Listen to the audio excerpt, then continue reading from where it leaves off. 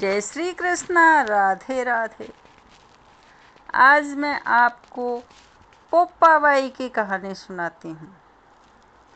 अगर आपने मेरा चैनल सब्सक्राइब नहीं किया है तो सब्सक्राइब कर लीजिए ताकि आने वाला वीडियो आपको आसानी से मिल सके।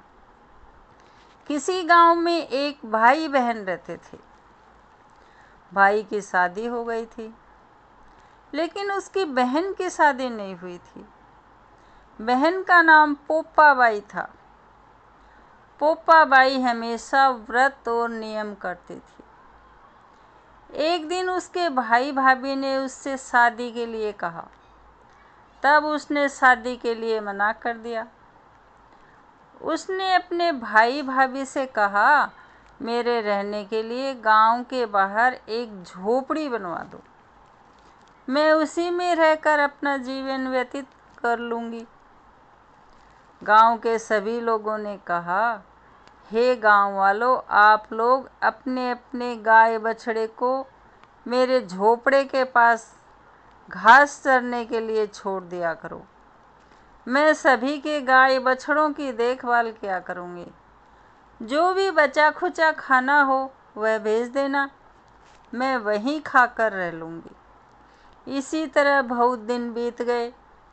एक दिन उस देश का राजा शिकार खेलने जंगल को जा रहा था। उसकी नज़र गांव के बाहर बने पोप्पाबाई के झोपड़े पर पड़ी। राजा झोपड़े के पास जाकर आवाज़ लगाने लगा, यहाँ कौन रहता है? जब कोई भी उत्तर नहीं मिला तो झोपड़े के दरवाजे को खटखटाने लगा। खटखटाने की आवाज़ सुनकर पोप्पाबाई ने अंदर से ही पूछा, बाहर कौन है? बार बार दरवाज़ा क्यों खटखटा रहे हो? क्या काम है? तब राजा ने उत्तर दिया, मैं इस देश का राजा हूँ, मैं तुम्हारे साथ विवाह करना चाहता हूँ। पोप्पाबाई ने कहा, अपने महल को लौट जाओ, मैं पराये पुरुष का मुंह भी नहीं देखती। लेकिन राजा ने उसकी बात पर ध्यान नहीं दिया और बलपूर्वक पोप्पाबाई को उठा अपने घोड़े पर बैठाकर महल की ओर चल पड़ा। पोप्पाबाई ने राजा को श्राप दिया, हे राजा, तेरा राजपाट सब नष्ट हो जाएगा। महल में पहुंचकर राजा ने अपनी रानियों से सारी बात बताई। पूरी बात सुनकर रानियों ने राजा से अनुरोध किया कि पोप्पाबाई को सही सलामत उसकी झोपड़ी में छोड़ आए।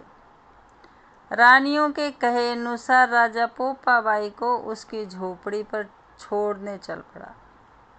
रास्ते में पाप की नदी आई, जिसमें राजा डूब गया। पोप्पाबाई मृत्यु के बाद धर्मराज के दरबार में पहुंची। वहां धर्मराज ने उसे स्वर्ग का राज दिया।